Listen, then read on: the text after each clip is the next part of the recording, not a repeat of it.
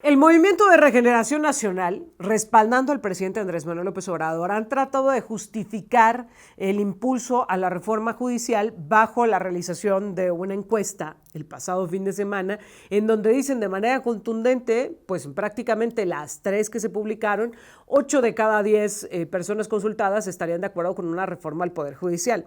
Sin embargo, hay que ser honestos, ¿cuántas de las personas que respondieron esas encuestas saben de qué va esta reforma al Poder Judicial? Y es una encuesta realizada por un partido, un mecanismo válido para impulsar una reforma constitucional. De eso platicamos esta mañana con el licenciado José Mario de la Garza. Licenciado, muy buenos días. ¿Qué tal, licenciado? Muy buenos días. Hola, ¿cómo estás, Erika? Muy buenos días. ¿Cómo les va? Con el gusto de saludarte y pues muy interesados en saber, a ver, primero, ¿de qué va esta reforma judicial, licenciado? Porque se ha hablado mucho al respecto, pero creo que la gente, en términos prácticos, sabe muy poco de lo que esto representaría. Mira,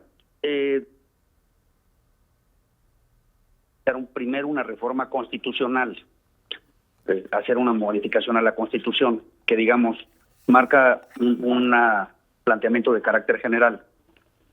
Ahí el centro de todo este debate ha sido cómo se pueden designar a los ministros y a los jueces y magistrados de carácter federal. Y ahí se ha dicho que lo que nos conviene como país es que esta selección de jueces y magistrados y ministros se haga utilizando un tema de votaciones y de elecciones, como para elegir a un gobernante o un diputado. Entonces, se ha vendido que esta manera de elegir a los jueces es una situación que nos convendría y que con esto se podría tener una mejor justicia en México, un mejor poder judicial, y se ha dicho que esa es como la ruta que se tiene que seguir. Hay otras cosas en la reforma, Eric, la duración de los juicios, una estructura de disciplina para poder sancionar a los jueces, un mecanismo de rendición de cuentas y de transparencia, o sea, vienen otras cosas en la reforma, pero ahorita el debate se ha centrado en enfocarse en esta idea de cómo se designan a los jueces. Y lo que han dicho voces autorizadas, como por ejemplo el Instituto de Investigaciones Jurídicas de la UNAM, especialistas, gente experta que inclusive ha estudiado otros sistemas judiciales en otras partes del mundo, lo que han dicho es eso en México se corre el riesgo de que la justicia quede politizada, que los partidos acaben controlando el poder judicial, que el crimen organizado pueda cooptar jueces, que al final del día no tengamos a la gente más preparada, sino la gente más popular o la gente que está más afín al partido político gobernante, y que entonces la justicia acabe en manos de estos intereses y que pues un juicio, Erika, no se resuelve en términos de política, en términos de decisiones de tipo político, se resuelve conforme a la ley. A veces las decisiones de los jueces no gustan, ¿no? Tú y yo hemos platicado un día que hoy se liberó una persona que estaba detenida y el comentario es, oye, ¿por qué liberan delincuentes, no? Bueno, pues sí.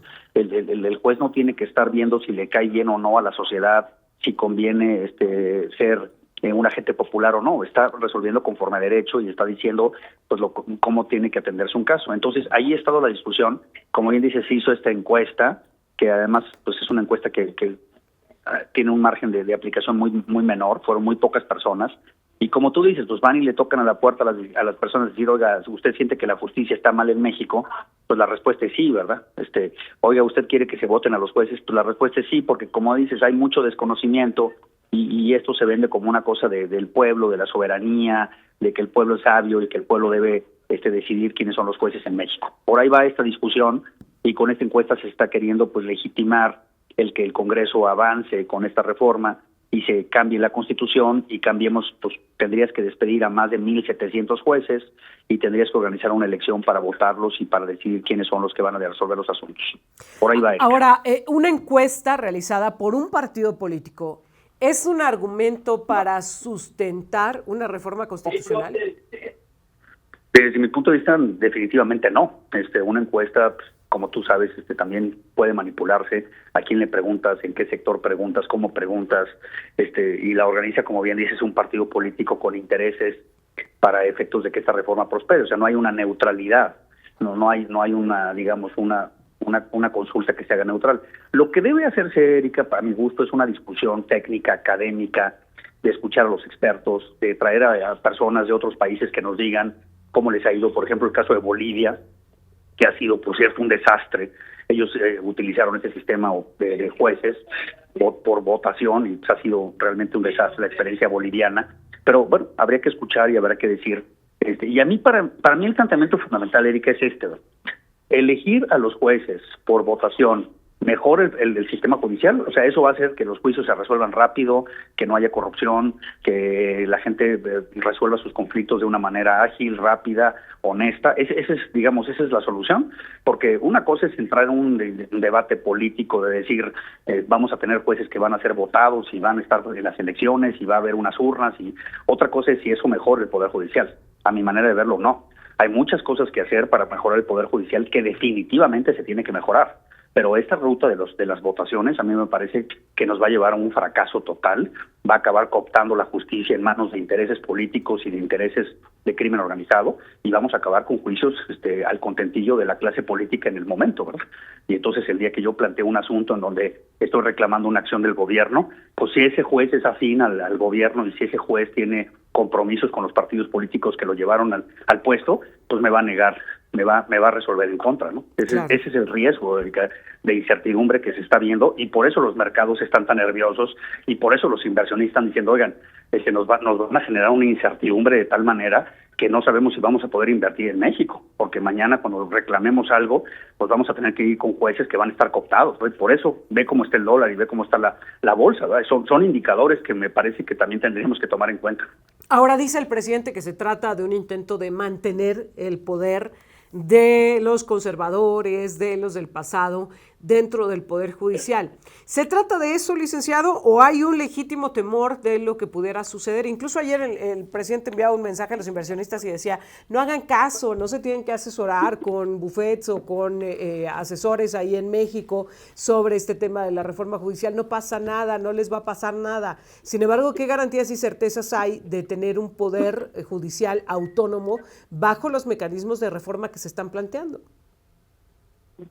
Creo que has tocado el punto más crítico, ¿no? Esto le da autonomía al Poder Judicial, le da independencia, le da, vamos a llevar a los mejores y a los más expertos y a los conocedores al Poder Judicial, o vamos a acabar combinando la política y combinando los intereses que hay en México en los propios tribunales, ¿no? Yo siento que no es una discusión como la que quiere plantear el presidente, que este es un tema de conservadores. No, pues es un tema de cómo mejoramos el Poder Judicial. Mira, Erika, yo creo que todos en México estamos a favor de tener un Poder Judicial que funcione bien. Todos.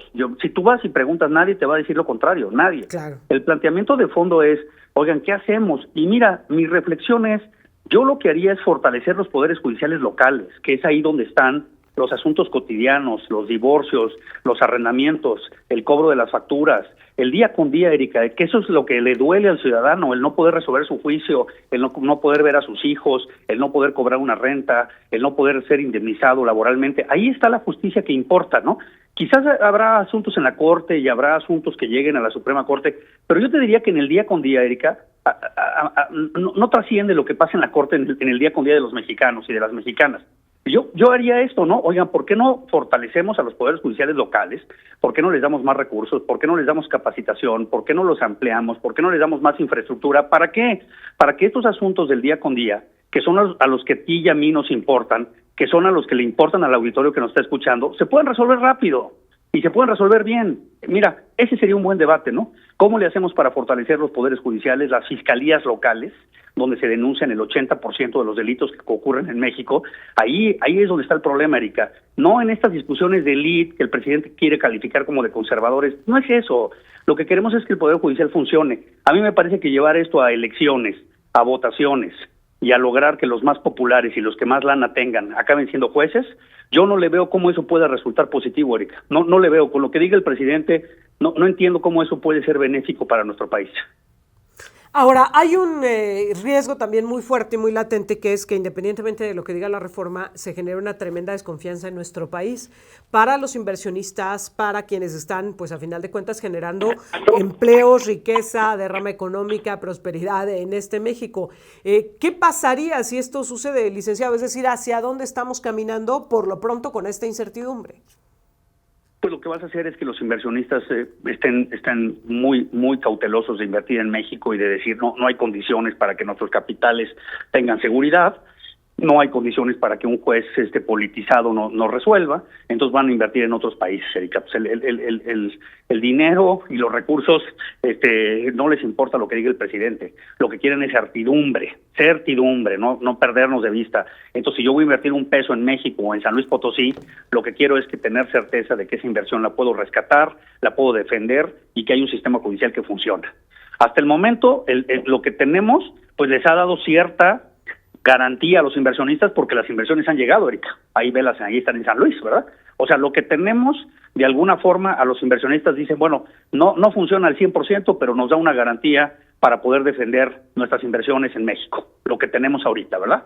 Si tú le cambias y metes a un sistema en donde los jueces van a acabar en elecciones, lo que te está diciendo el mercado y lo que te está diciendo la bolsa de valores es, oye, esto no nos gusta, no nos da certidumbre y nos preocupa que vayamos a acabar con tribunales cooptados. Eso es lo que te están diciendo los mercados y es lo que están diciendo los inversionistas. Yo creo que sacar un discurso para decir que esto es una idea de conservadores que están manipulando la información, pues no, la información no está manipulada, ahí está el valor del dólar y ahí está la bolsa de valores, o sea, no los conservadores, entre comillas, no manipulan eso lo manipula el mercado que se rige por tomar decisiones en cuanto a la certeza y a la certidumbre. Entonces, a mí me parece que el presidente está entercado más en una revancha, Erika, más en una revancha. ¿Por qué? Porque el Poder Judicial en muchos casos lo frenó, en muchos casos le declaró leyes inconstitucionales, le ordenó suspensiones, le paró obras, le paró proyectos, y el juez el presidente trae este berrinche de decir, ahora yo se las cobro, y ahora destituyo a todos los jueces de México, y ahora los vamos a nombrar como yo digo. Ese es realmente el trasfondo de la revancha y el berrinche del presidente en contra del Poder Judicial, y parece que Claudia Sheinbaum no tiene la fortaleza, no tiene la fuerza para frenar esto, y no tiene la manera de decirle al presidente, oye, no nos precipitemos, vamos a escuchar a las voces de los expertos y vamos a frenar esto y vamos a recapacitar. Pues parece que ya nos dimos cuenta que Claudia Sheinbaum en este tema, Erika, pues está cooptada. Híjole, y lo habíamos dicho, ¿no? Que era justo lo que queríamos ver, y ella había tratado de meter calma, de decir, bueno, pues vamos a discutirlo, vamos a debatirlo, pero bueno, pues a final de cuentas, el presidente sigue en su línea discursiva de se saca adelante, pero ya. Tengo que hacer una pausa. En septiembre. Sí, antes de que termine su administración. Tengo que hacer una pausa, licenciado, pero quiero que regresemos a hablar justamente de por qué es importante revisar bien al Poder Judicial. El caso de San Juana y este tema que se debate en el Congreso del Estado, nos lo platicas al regresar, ¿te parece? Me parece perfecto. Enseguida regresamos. ¿Cómo vas a saber lo que es disfrutar de un buen partido de fútbol si no has estado en la mega pantalla de Argentino Mar y Tierra? Continuamos.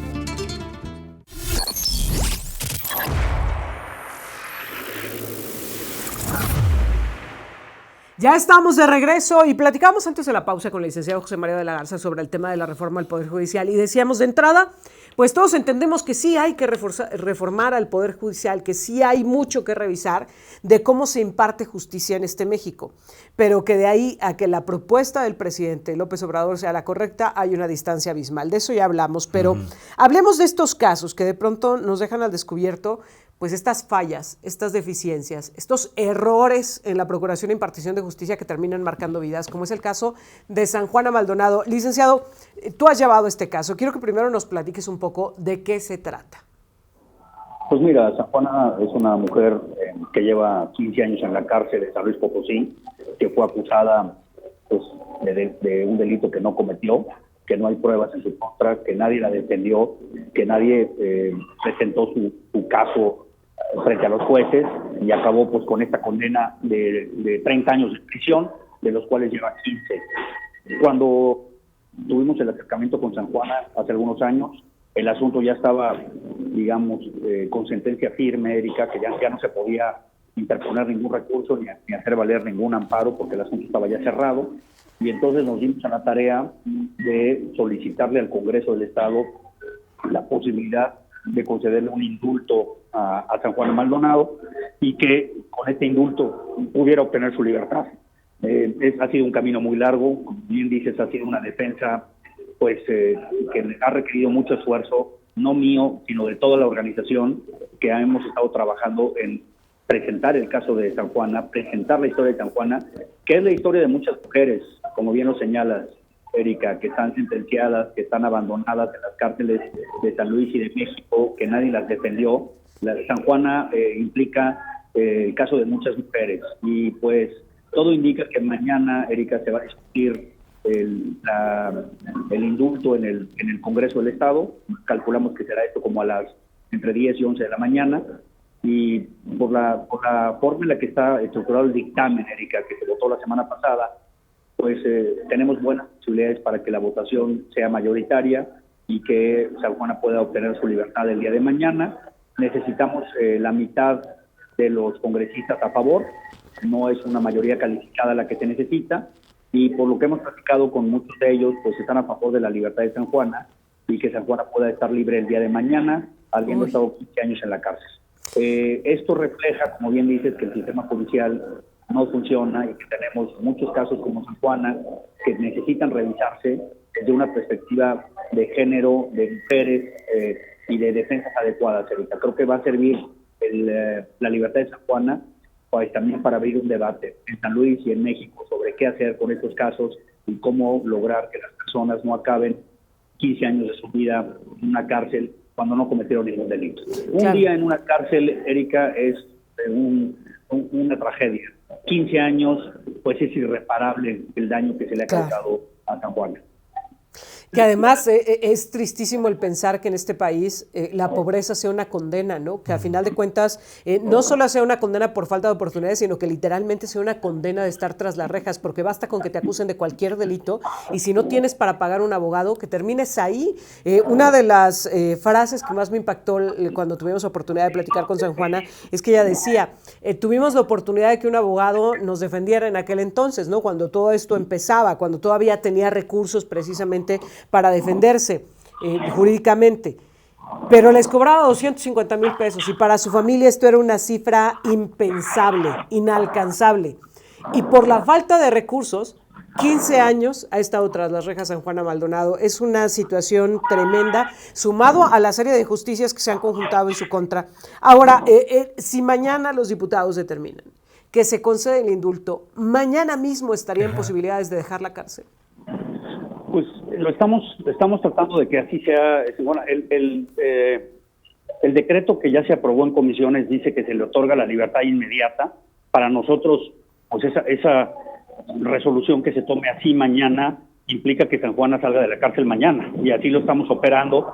Claro, vamos a estar presentes en el Congreso. Yo mañana voy a estar temprano allá en el Jolol, que es donde se encuentra ella privada de su libertad. Vamos a estar ahí muy temprano esperándola. La idea es que San Juana pueda efectivamente salir mañana y vamos a trasladarla a San Luis Potosí el jueves por la tarde para que esté el viernes allá, y el viernes estamos pensando pues hacer una rueda de prensa con San Juana en San Luis para que ella también pues dé sus propias impresiones y explique pues lo que ha pasado y cómo se siente y qué es lo que va a hacer ahora. Licenciado, para el auditorio que lo escucha, esto con la libertad inmediata, San Juana sale sin ninguna culpa absoluta, es decir, que no queda pues en su tenía ningún registro cargo como tal. No, porque esa es muy buena pregunta, qué bueno que me lo haces así. Mira, el indulto como está regulado en San Luis Potosí solamente está en un artículo de la Constitución local que dice el Congreso podrá otorgar indultos, ¿verdad? Así de sencillo y de simple está. Entonces, la mecánica en la que se otorga este indulto, así como está regulado en San Luis Potosí, pues implica que no te están liberando de la condena ni de la responsabilidad penal que se te dictó mediante una sentencia. O sea, te están, digamos, dando, déjame ponerlo así, Jonathan, un perdón para que ya no continúes en prisión y para que obtengas tu libertad, pero no queda, jurídicamente hablando, un proceso en donde ya no eres responsable.